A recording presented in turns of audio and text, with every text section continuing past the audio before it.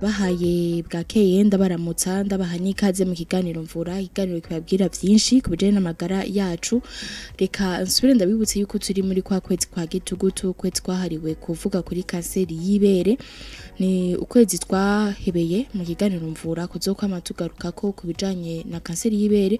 Ubiheruka twaravuze kanseri y'ibere muri rusangi, turabemerera yuko ubutaha tuzovuga ku bakarirwa n'iyo ngwara. Mu kiganiro mushikirizwa na Reka yakitegetse mba narondiye umuganga abica ijya nino.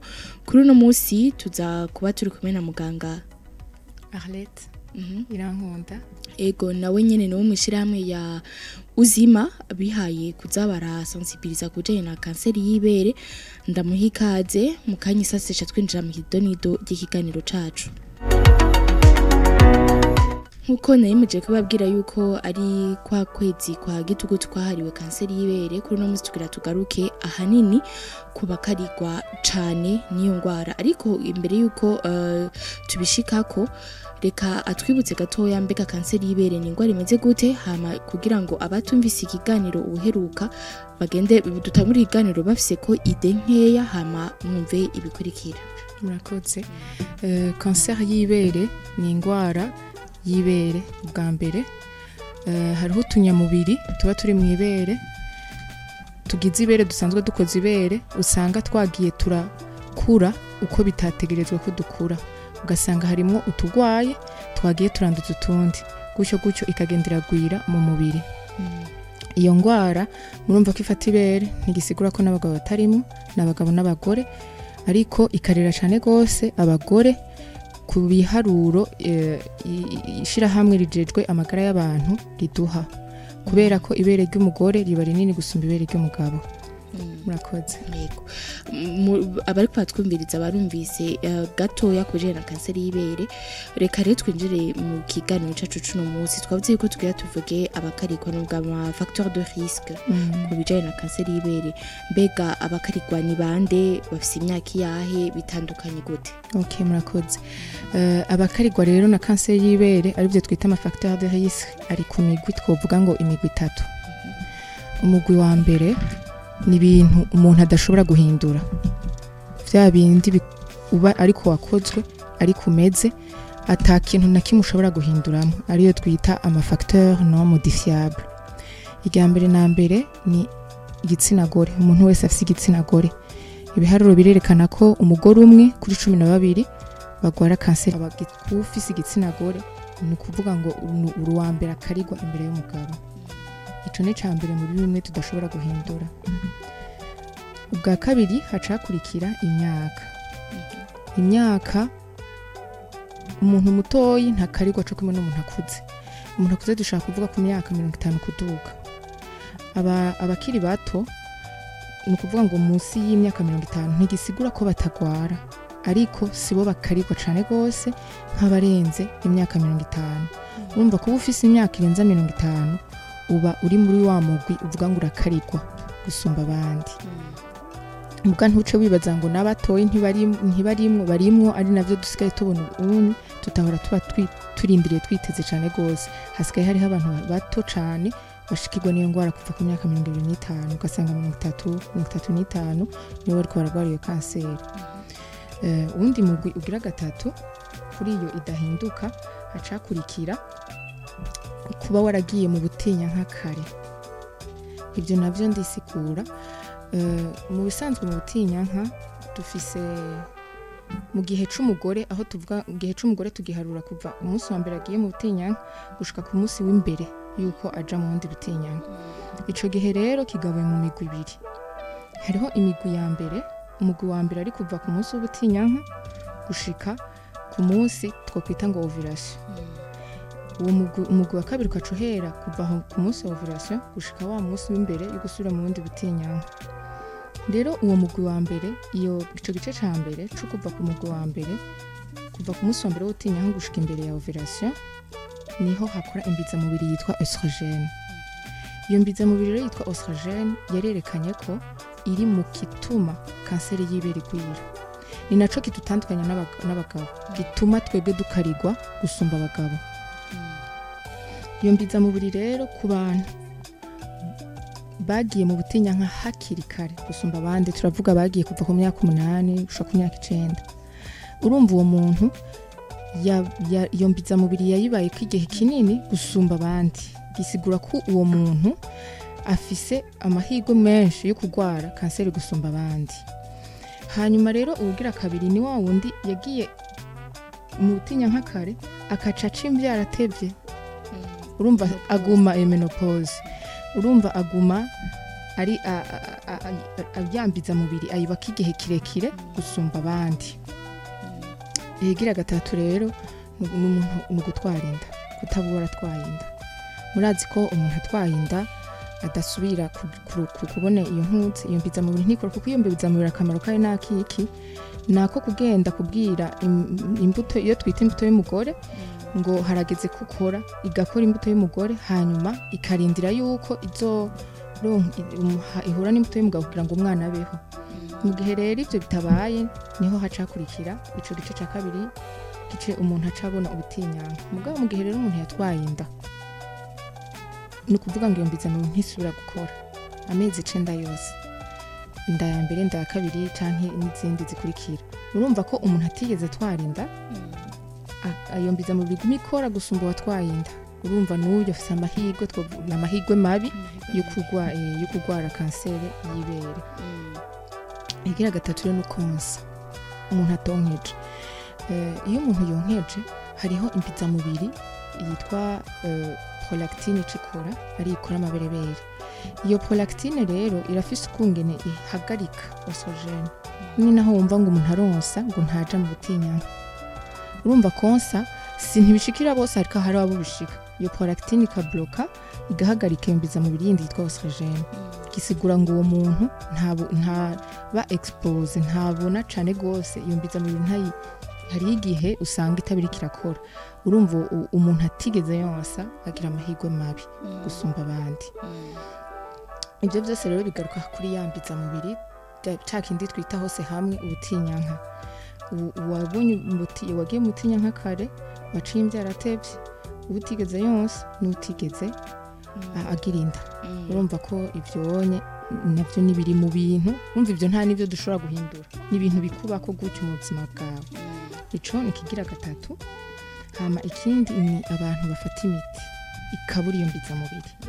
Abantu bafata imiti ikabura iyo mbiza mubiri n'abantu ubusanga kwibongenga byaragoranye.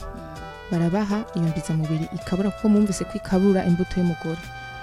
Rero bakaca babaha ni babandi baba bafashe iyo mbiza mubiri kaciduza imbiza mubiri basanzwe bafise. Urumva baronki intuze, nivyo no kwita doze nyinshi, baba expose cyane kuri iyo mbiza mubiri, bakaca bagira amahirwe mabi yo kuzoshobora kurwara kanseri.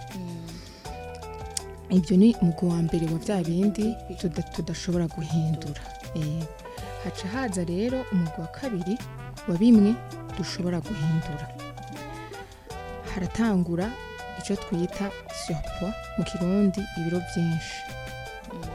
Ibyo navyo bikora gute? Iyo umuntu afise ibiro byinshi, ni kuvuga ngo afise amagrese menshi, ibinure, afise ibinure byinshi. Ibinure navyo birafise ubushobozi bwo kubika yambiza mubiri twuma tuvuga yitwa oestrogene. Urumva wa muntu ataraca imbyaro bifasha gute? Bifasha kwiyambiza mu bidatembera cyane mu mubiri. Aho ni sawa. Muga yaciye imbyaro, kuko mu bisanzwe waciye imbyaro imbiza mu ntisubira gukora, icihagarara. Niyo mahirwe abacinira imbyaro bagira. Mugabo rero kuri wa muntu yaravyibushe, no kuvuga ngo ya binure byarayibitse, iciguma ikora mu mwanya yari guhagarara gukora. Urumva uyo muntu araza kugira amahirwe mabi gusumba abandi yo kurwara kanseri y'ibere, kubera yambiza mu biguma itembera mu maraso yiwe. Iki kigira kandi rero muri ibyo dushobora guhindura hariho inzoka. Inzoka nyinshi, uko iyo shirahamwe rijejwe amagara y'abantu ku isi yose ribivuga, umugore ntiyategerezwa kurenza ikirahuri kimwe c'inzoga. Ntituvuze ngo guhagarika burundu, tuvuze kugabanya. Ikirahuri kimwe naho ni mu masantiritiro 30. Ikirahuri c'inzoga byo twita bière kuri zya twita imvinyo mu kirahuri kimwe c'amasantilitiro 25 hama amasantilitiro 10 kuri za nzoga zikaze twita whisky ku mugabo naho ni kabiri cagwiza gutyo kubera abagabo vyibonekeje ko bafise ubushobozi bwo gusohora vuba ibyo banyoye gusumba abagore urumva rero umuntu anywa inzoga nyinshi turabizi ko atari kanseri y'ibere gusa inzoga ikora bibi gusumba mu magara y'umuntu hanyuma ikindi ni tabi nibaza ko tutoriteba ko cyane kuko mu makansengera nka yose riraza mu ngwara zose zitera ibibazo twama dusanga itabi ririmo kigira kandi rero gatatu muri ibyo honye dushobora guhindura hariho kudatembera ico twita sedentarite kuba umuntu aguma hamwe atagira sport adakora ataguma nyine agira sport umubiri wiwe atawukoresha aguma yicaye ivyo navyo muravyumva ko bice bigaruka kukudugiriza vya biro ivyo rero ni ibintu bitatu bituma kanseri iduga amahirwe mabi yo kugira kanseri kandi ivyo turashobora kubihindura umuntu anashobora kugabanya ibiro ntashobora guheba itabi n'inzoga umuntu arashobora gutangura kugira siporo hagacaza rero undi mugwi wa nyuma uwo mugwi ni ujanye n'uvuga ngo na genetique harimo n'indwara hariho bwa mbere ubwoko bw'ibere dufise hariho abantu ntibiboneka ariko ni ibintu ubona indani bakugiriye igipimo kiraho cyo gupima kuraba ibere cyo twita mammographie hari abantu bafise ibere riri dense ibere ritekeye ntubibonera ubw'inyuma si ibintu ubonesha ijisho ni ibintu bibonerwa ku maradiyo abo rero bafise ibere ritekeye cyane gose bafise amahirwe mabi yo kurwara kanseri y'ibere niko biri nivyo murumva ko takuntu kundi twobihindura niko busanzwe ukotse niko waremye hagaca haza rero abantu bama bafise ibere rifise utuntu ibere uko rikozwe urikoze ko urumva ko hariho hari utuntu twama twumva indani kandi utwo twumva twose ntibisigura ko ari kanseri y'ibere hari utuntu rero tuba turi indani wumva hari abantu rero bumva twinshi gusumba twebwe ryabere ryama rifise utuntu indani ryabere ryama rifise utuntu riguma rigwara ryabere nyene riguma rifise ikibazo gusumba abandi canke indani ukumva utubuye twinshi ariyo twita amasampuli kistike abo bantu bafise amahirwe mabi yo kurwara kanseri y'ibere gusumba abandi ngacaze rero umugwi wa nyuma wundi twita genetique facteur genetique ivyo ni ibintu tuba ariko turemwe nta kintu na kimwe ushobora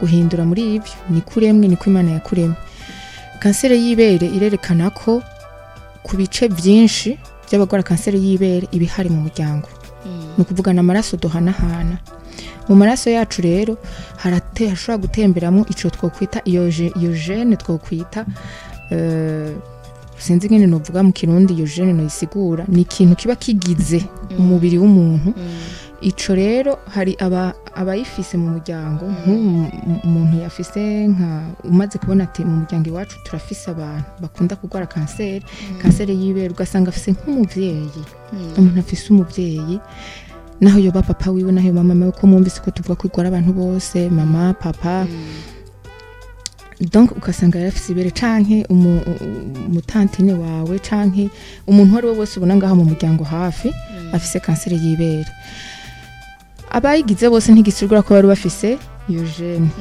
ariko kuba hari wayigize mu muryango birerekana ko hari amahirwe menshi yo kuba umusi iyo gene izo gene ziri ubwoko bubiri hariyo bita BRCA1 na BRCA2 ubufise itembera mu hanze barafise ubushobozi bwo kubibona ko mugendana iyo gene bakaca babyitanga hakiri kare bakabona ko ufise amahirwe mabi yo kuzogwara iyo kanseri kuko usanzwe ufise iyo gene mu mubiri wawe ariko ino nta mahirwe dufise tuce tuvyitwararika cane gose kubera tuba tuvuga tuti hariho umuvyeyi canke hariho umuntu ngaha hafi yanje yayigwaye hacushira ko kabaza ukacubona yuko ufise amahirwe kuko umuntu afise uwo muvyeyi abafise amahirwe kw'15 gusumba abandi bantu ni gake kanseri y'ibere isimba generation yagwaye umuvyeyi ntihabura umwana ifata nuko igendera kurikira ntisimba generation abo rero no twovuga ngo nabandi bafise amahirwe mabi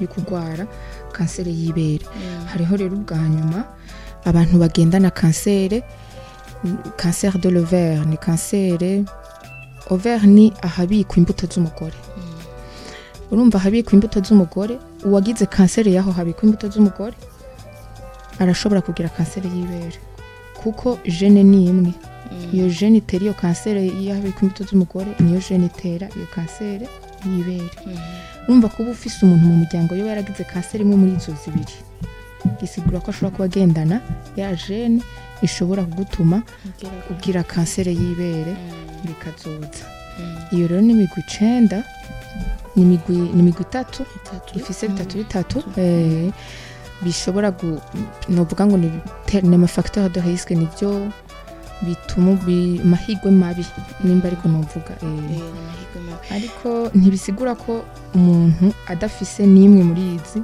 atamahirwe mabi afise kuko icambere nababwiye cambere na mbere kuba ufise uri gitsina gore ico ni cambere cotuma abagore novuga ngo babasensibilize babyuka batahura iyo ngwara kuko kuba ufise igitsina gore naho utofise ibindi byose ufise amahirwe mabi urashobora kuja muri uwo mugwa turumvise byinshi bitandukanye cyane kandi hari byinshi wagiye urabisigura mugabo tuko turumviriza umengo bishimikiye umugore ni waguma garuka ariko mana tubwiye mu ntango yuko n'umugabo ashobora kugwara kanseri y'ibere mbega wewe bavyagenze gute hari byo twumvise yego nko kuri ibi imwe dushobora guhindura vy'inzoga canki mbega umugabo nawe bishika gute akagwara kanseri y'ibere uko ni banshi batabitahura bwa none iyo fatira he bigenda gute shaka kubasigurira kwa twumviriza naho ku ruhande rw'umugabo muke murakoze ku ruhande rw'umugabo urumva muratahura ko umugabo nawe narafise ibere ico ni cambere kanseri y'ibere ifata ibere n'umugabo arafise ibere mukiri bato twese tuba amabere n'uvuga ngo angana hanyuma umuntu ageze muri adolescence mu buyabaga niho atangura yambitse mu biri twavuga oxygene niye ibyuka igakora cyane kuko akiri muti bisinziriye nkuko kubaga bisinziriye iyo byutse iki byuka igatuma amabere asohoka akaba manini no kuvuga ngo tugitangura twavuze yuko kanseri ifata ngingo tunyamubiri sivyo n'umugabo arafise tunyamubiri cyo ni cambere ariko tunyamubiri twiwe ntidukabugwa ngo tube tunini kubera yambiza muhiri atayagira mugabo utwo tunyamubiri aradufise gisigura nawe dutahure ko ni ifata utwo tunyamubiri umva ko umugabo n'umugore badufise gusa umugore ushobora kuba twarakuze kubera iyo mbiza mubiri ariko ku bagabo ibyo ishirahamwe ry'ijejwe amagara y'abantu ku isi bivuga ko ku bagabo ikintu cambere kibitera ari iyo facteur ya nyuma twavuze genetique umugabo mu kuba mu bifise mu muryango ni ukuvuga ngo hariho nk'umuvyeyi tuvuge nk'umumama yishwe na kanseri y'ibere ni sensibilisation ntiza ku bakobwa gusa no ku bahungu yavyara kuko hoho hanze abamaze kubimenya bati iyo mbiza mubiri turayifise iyo gene turayifise mu muryango n'abagabo bose bagenda bakipimisha bakaraba yuko bafise amahirwe mabi kuzoyirwara urumva rero ico nico cambere cinjira ku niyo facteur niyo mahirwe mabi ya mbere ku mugabo ibyo bindi byose inzoga n'ibiki byose ntibibakora ko cyane gose kuko sinzi ko bumvise ibyo bituma bigaruka ku kwiyambiza mubiri ariko bo ntambiza mubiri bafise ikintu cambere kiza iwabo niyo gene usanga mu mugendana mu muryango mu mufisa amahirwe mabi kugora kanseri gusumba abandi kandi urumva ko igwije inshuro 5 gusumba abandi basanze rero muri abo bagabo bose benshi baravye ikintu cambere kibitera niyo gene Muganga Arlette arahejeje kutubwira ingene umugabo ashobora kugira amahirwe mabi yo kugwara kanseri y'ibere hari n'abandi twegereye abanyagihugu mu kibano baravuga ati ibimenyetso vya kanseri y'ibere tubizuku abandi ati namakuru dufise ko abagabo bashobora kugwara kanseri y'ibere ibimenyetso vyerekana ko umudamu agwaye kanseri yo mu ibere ni ukuvuga hatangura kuza utubuye mu ibere hama ukoze ko tukaguma tunyerera mu nyuma haraza imisonga hakazamwo n'amashira ibintu binuka. Wari ubizi yuko n'abagabo bashoboye kurwara kanseri y'ibere uba waramaze kubyumva? Mbo abagabo murandavyumva ariko ntabyo ndabona, gusa numva babivuga yuko nabone bishika ugasanga ari umugabo yagwaye kansera yo mw'ibere. None nk'ivyo bimenyetso wewe vya kanseri y'ibere wowe warabimenye gute? Hariho abo tubana usanga babigwaye bakabitubwira, ndetse no kukwereka kugira ngo ugende umenya ati hariho ingwara imeze ukuntu. Wewe waramaze kuja kwipimisha urabe yuko ata kibazo ufise, yuko atangwara ya kanseri y'ibere yoba yaramaze kuboneka? Vraiment sindagenda kumboza uko atashoke numva canke atakabazo mfise, nukuri sindavyiyumvira kuja kwipimisha. Jewe ibimenyetso naba nzi ku mugore warwaye kanseri mw'ibere, icyambere nuko agira utuntu tw'utuvyimba mw'ibere, tubuyebuye mw'ibere, hama akagira n'imisonga myinshi. Rero hari n'igihe harya bita ku moko harashobora rero kuza haracamwo ibintu by'amashira, mu gihe iyo bari nk'uwosa umwana afite ko nk'umuntu ngo yonke arumva nyene kumenga umwana amuranduye umutima, kuko aba afise ububabare bwinshi mw'iryo bere, imisonga bivanye n'ivyo bintu by'amashira biba biriko biravayo bigatuma ubabara. Ivyo nivyo jewe nzi. Hanyuma uba waramaze kumva canke woba ubizi yuko n'abagabo bashoboye kurwara kanseri yo kw'ibere? Bashoboye jewe ivyo ntavyo nzi, imbere ivyo bije nka bishasha kuri jewe, sinzi ko abagabo nabo bagwara kanseri. Ivyo ntavyo narinzi. Kanseri yo kw'ibere n'ukuri ku bagabo iyo ntayo narinzi, ntavyo narinzi, nari ndabimenyereye ku badamu, aho ku bagabo ivyo ni bishasha. Reka Muganga Arlette nk'uko yarahejeje kukumviriza agira ico avuze ku vyo bashikirije, mbega n'ivyo hari umuco bakeneye kuronka usumbirije, haba ku bimenyetso, haba ku bagabo nyene bashobora gufatwa, haba n'ibijanye kwipimisha uko bavuze vyinshi. Murakoze. Ibimenyetso bagiye baravuga nibyo, kuko ibimenyetso vya kanseri y'ibere nk'uko byo bagiye barashikiriza byinshi nibyo, ariko ico umuntu yotahura n'icuko ibimenyetso kugira urinde ugeraho ubona ibyo bimenyetso canke ubwo bubabare. Hari uwavuze ngo kubera ataragira ububabare ntaraja kwipimisha, ugeze aho ugira ububabare ubugeze habi, kuko kanseri y'ibere novuga ngo ni umwicanyi yica ahoze ntavuga. Ni ukuvuga ngo umwicanyi muragenda arakwica iminsi n'iminsi, imyaka n'imyaka, ugeze aho wumva ububabare nuko wagize kugusonga ubugeze gupfa. Nico dukwiye gutahara kuri kanseri y'ibere, nico gituma tubivuga tuguma tubisubiramo. Si ikintu uzokumva urumva ngo ndumvise umusonga, ugeze aho wumva umusonga bishobora kuba bigeze habi. Kanseri y'ibere ni ikintu ugendereza. Nibaza ko mu kigo gikurikira umuntu azokwigisha neza ibimenyetso byayo, kuko ibyo turiko turigisha ubunye si ibyo kuvuga ngo kuja kwipimisha ni kimwe, ariko intango ya mbere niyo kwipima.